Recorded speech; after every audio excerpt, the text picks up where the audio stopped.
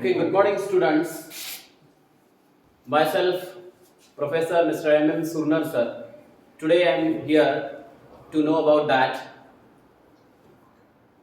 the introduction of how to speak English. Did you know? Here I am writing some questions. It is one question is that why English is unimportant. दोस्तों आपको पता है बहुत सारे लोगों को English की वजह से डर लगता है. बहुत सारे लोगों को इंग्लिश बोलते समय उनके दिमाग में इस बात का डर होता है कि मैं अगर इंग्लिश बोलूंगा, मेरा सेंटेंस स्ट्रक्चर अगर करेक्ट नहीं होगा तो लोग मुझे हंसेंगे. बाय द वे, स्टूडेंट से लेकर minimum each and everything, her sector में काम करने वाला जो भी स्टूडेंट है या फिर ऑफिसर है या फिर कोई भी इंसान हो, वो इंग्लिश बोलने के लिए कतराता है. यहां तक कि उसके दिल दिमाग में एक डर होता है कि it is not possible to speak by myself, मैं बात नहीं कर सकूंगा. ये जो डर होता है वो डर हम इस वीडियो के माध्यम से निकालना चाहते हैं. तो ज्यादा से ज्यादा लोगों को मैं यहाँ पर आपका अटेंशन यहाँ पर अट्रैक्ट करना चाहूंगा. देखिए, ये जो इंपॉर्टेंट सेशन मैं यहाँ पर कंडक्ट करने जा रहा हूँ, why English is an important.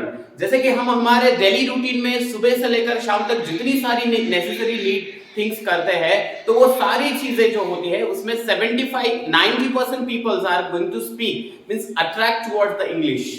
और वो सारे लोग इंग्लिश की तरफ अट्रैक्ट करते हैं. तो हमें इंग्लिश का होना, हमारा इंग्लिश के बारे में हमारी जानकारी लेना ये बहुत जरूरी है.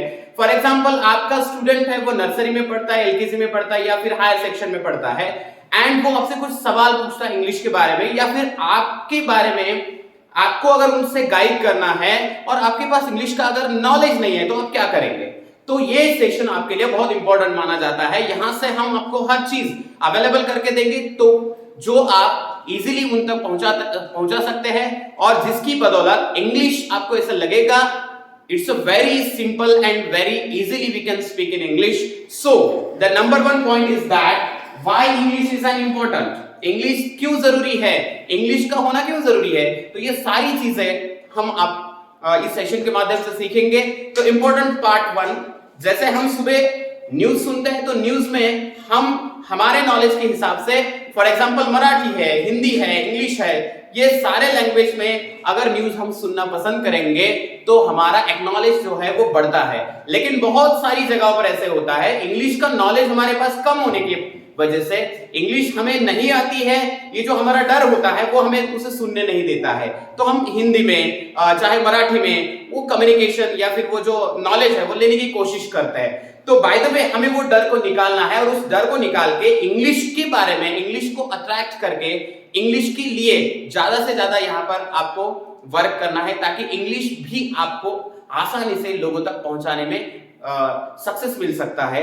सो आज कुछ इंपॉर्टेंट और महत्वपूर्ण पॉइंट्स मैं आपको बताना चाहूंगा जो कि आप इजीली क्या कर सकते हो, इंग्लिश के बारे में जानकारी कर सकते हो, ले सकते हो, दूसरों को बता सकते हो. देखो, सुबह से लेकर शाम तक जो हमारी डेली रूटीन्स है, तो डेली रूटीन्स में हम जितने भी वर्ड्स इंग्लिश के यूज करते हैं तो वो वर्ड्स हम यूज करते समय ना ही हमको डर लगता है और ना ही इस बात का फियरनेस होता है कि मैं इंग्लिश बोल रहा हूं या फिर ये मुझे किसी ने सीखा है. तो इंपॉर्टेंट चीज क्या है?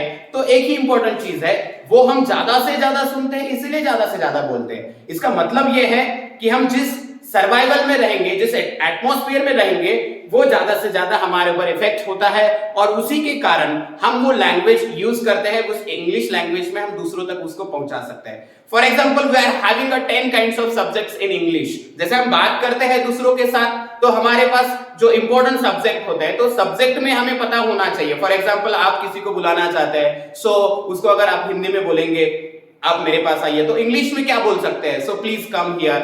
सो this all kinds of the imperative sentences are very easily going to spread from your knowledge, but it is necessary to learn from such kinds of important things.